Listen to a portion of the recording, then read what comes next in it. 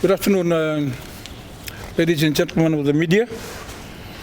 First of all, before I make a very short remark about this press conference here today, I would like to acknowledge in a very special way the presence of Her Excellency, the New Zealand High Commissioner to Fiji. Madam, welcome. And also, I would like to also acknowledge the presence today of the Chief of the New Zealand Navy, Rear Admiral Geraint Golding. Welcome, sir. Thank you. And also we have the Defence Advisor for New Zealand, and also the the Chief of Navy's entourage that has joined him here today, and for this particular press conference. And also I would like to acknowledge, of course, our host today, the Chief of the Republic of the Fiji Navy, Commodore Natuva. I have a short statement to make, and after which I'll ask some questions. And if the questions get too technical, then there are already people here who will be able to answer questions for us.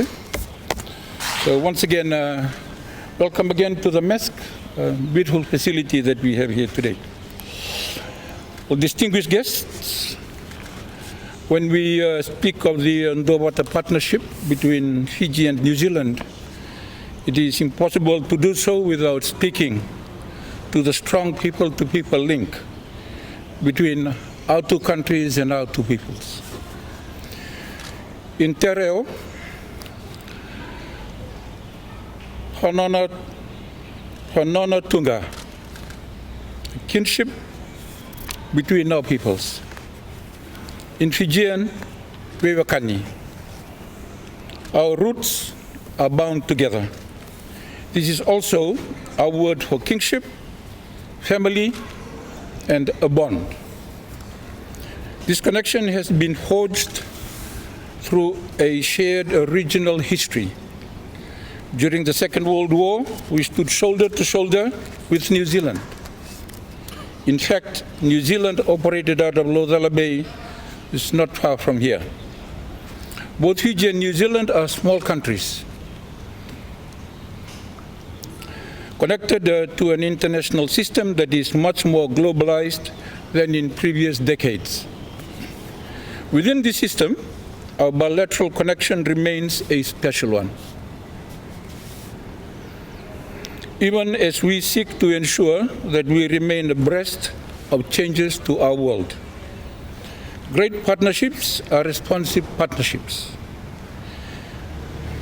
Great partnerships are able to keep pace with a changing world even while we celebrate the history that binds us together.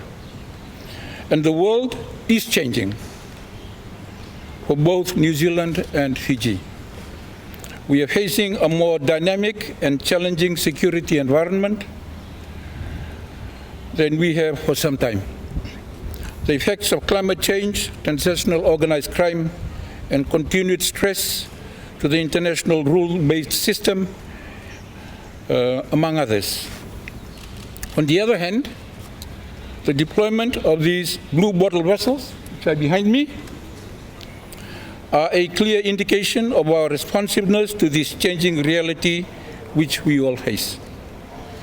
These 7.4-meter vessels can conduct long-endurance operations without the need for crew or refueling. They use solar, wind, or wave, motion to power monitoring systems and propulsion. This provides the ability for these to undertake a wide variety of roles, such as fisheries protection, water protection, and providing meteorological data. The use of this technology is incredibly valuable to Fiji and to New Zealand. Both countries with large exclusive economic zones that we need to safeguard. And I would like to extend a sincere thanks to New Zealand for the deployment of these vessels into Fiji. To both the New Zealand and Fiji navies, enjoy this moment, for it is historic. This stands as the first time an uncrewed vessel has been sent to Fiji from a partner and come under our tasking. This stands as a continued testament to the close cooperation between our forces and our joint willingness to adapt to a changing security environment.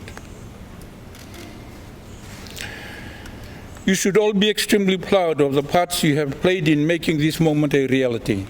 In particular, I would like to thank the New Zealand Chief of Navy, Rear Admiral Geraint Golding, for his efforts to make this happen.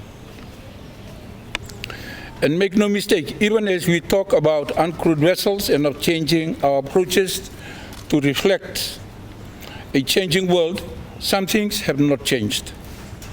This is Fiji and New Zealand once more, standing shoulder to shoulder with one another. Last year in New Zealand, at the South Pacific Defence Ministers meeting, I was able to see a demonstration of these Bluebottles in action. I am pleased at how quickly we have been able to progress from this time last year to now seeing these assets being deployed in Fiji.